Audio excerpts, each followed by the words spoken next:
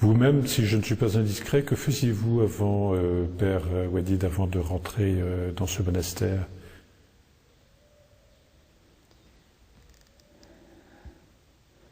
Bon, j'ai oublié ce que je faisais. C'était le vieil homme. Maintenant, je suis le nouvel homme. On dit que j'étais ingénieur. Et vous avez rencontré un jour le Père Matthew Meskin, et c'est à partir de cette rencontre que vous avez décidé de le... Dès l'âge de 4 ans ou 6 ans, j'ai rencontré le Christ d'une façon tout à fait intime, et j'ai décidé à lui donner ma vie. Et comme vous pouvez être étonné et intrigué par ce qui m'a poussé, moi c'était tout le contraire. J'étais étonné comment toutes les personnes qui connaissent le Christ ne décident pas de lui donner leur vie. Mais ensuite, en 1968, voir au Wadi Rayyan, là où il vivait, pour lui présenter ma traduction et lui demander la permission de la publier.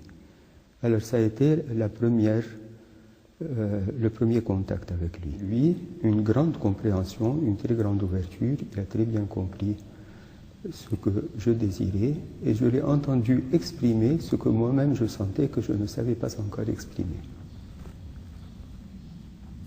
Alors précisément, vous avez été pendant toutes ces années, pour nous occidentaux, et nous dire ce qui chez lui vous a particulièrement frappé. Voilà une chose très difficile de décrire une grande personnalité comme celle du Père Matthew Meskin en quelques mots.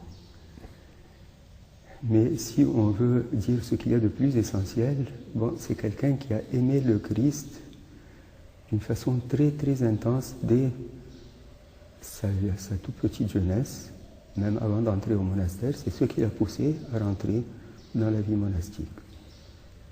Mais l'amour du Christ était vraiment indescriptible. On ne peut pas décrire comment le Père Matthew Meskin a aimé le Christ pendant les premières années de sa vie monastique. Bon, lui-même le dit dans son autobiographie, l'amour du Christ ne le laissait pas dormir. Souvent, après 1 heure ou 2 heures, il se levait en sentant son cœur battre d'amour pour le Christ.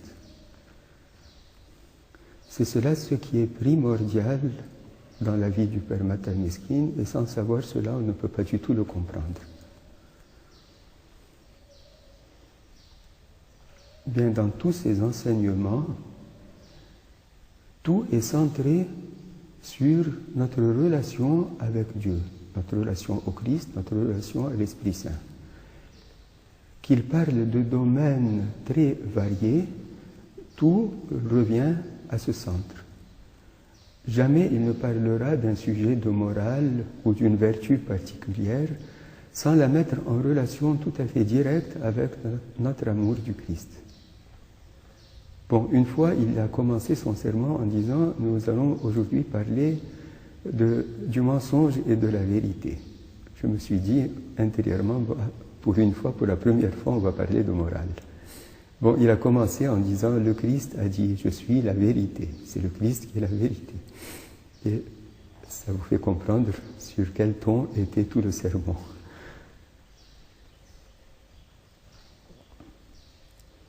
Ce qu'il insiste toujours à dire aux jeunes moines se résume à cela.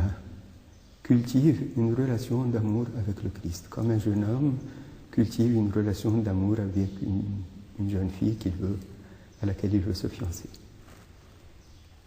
C'est cela ce qu'il enseigne aux jeunes moines. C'est la chose la plus importante qu'il dit aux jeunes moines.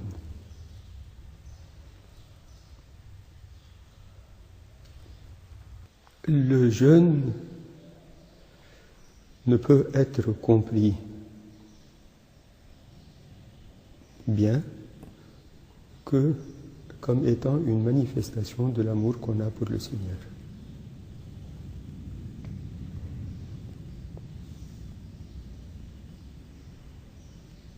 Le jeûne n'est pas une performance ascétique où chacun essaiera de faire mieux que l'autre.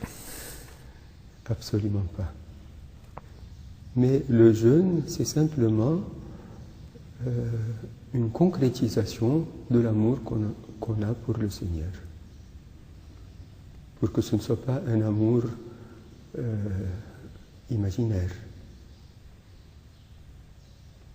que ce soit un amour concret, vécu.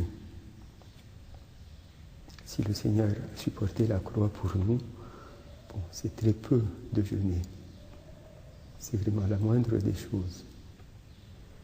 En communion avec le Seigneur, avec ce qu'il a fait par amour pour nous. C'est une idée traditionnelle dans l'Église copte que le jeûne et la prière sont les deux ailes par lesquelles le moine ou le chrétien s'élève vers Dieu. Bon, puisque vous parlez de lumière, permettez-moi de parler de la lumière, pas nécessairement en répondant à votre question. C'est une expérience que souvent le novice reçoit et le jeune moine. De vivre plusieurs jours en voyant tout transfiguré. Le ciel est plus bleu que d'ordinaire. Les feuilles des herbes sont plus vertes que d'ordinaire. Le soleil est plus beau. Tout semble illuminé. C'est le sentiment de la présence de Dieu intérieur qui se reflète sur la création créée par Dieu et qui fait que toute la création nous parle de Dieu. Cette expérience, beaucoup d'entre nous l'ont vécue, certains en ont parlé intimement, d'autres la vivent en silence. Moi, je peux dire que je l'ai vécu dans les premiers jours où j'ai visité le Wadi Rayyan. Je disais au père de là-bas, mais quel ciel bleu vous avez, c'est pas possible. Toute la nature semblait enchanteresse, enfin féerique. Mais ce n'était qu'un reflet de mon état intérieur. La lumière est intérieure. La lumière, c'est le Christ qui est la lumière qui illumine tout homme venant dans ce monde.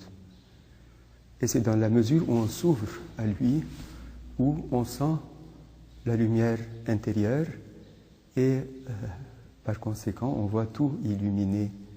C'est-à-dire toute la création nous parle de Dieu et on voit Dieu même dans les feuilles des arbres.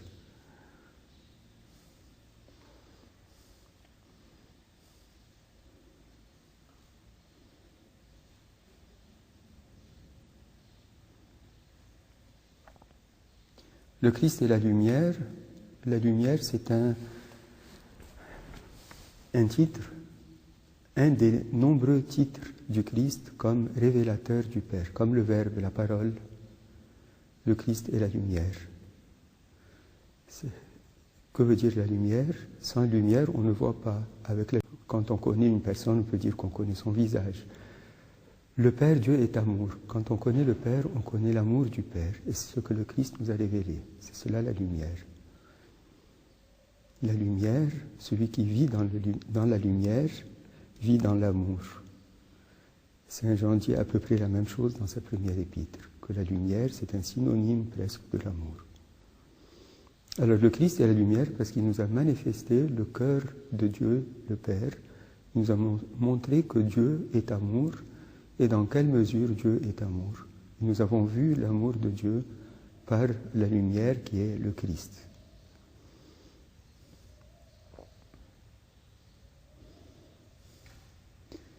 Le fait de voir toute la création transfigurée, c'est l'expérience qu'on a de l'incarnation, que Dieu s'est incarné.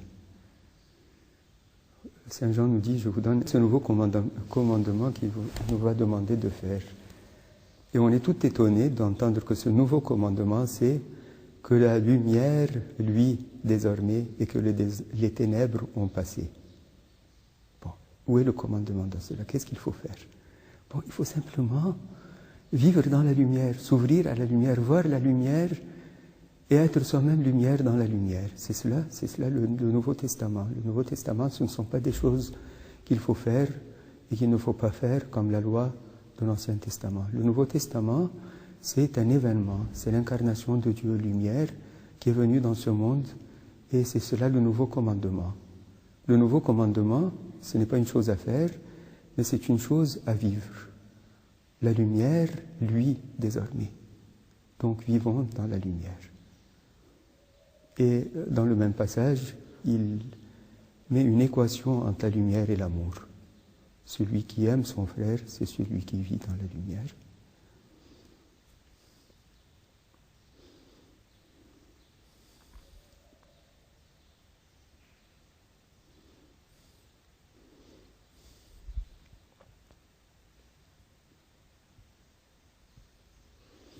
Alors le reste de votre question, c'était est-ce que c'est une espérance pour le monde?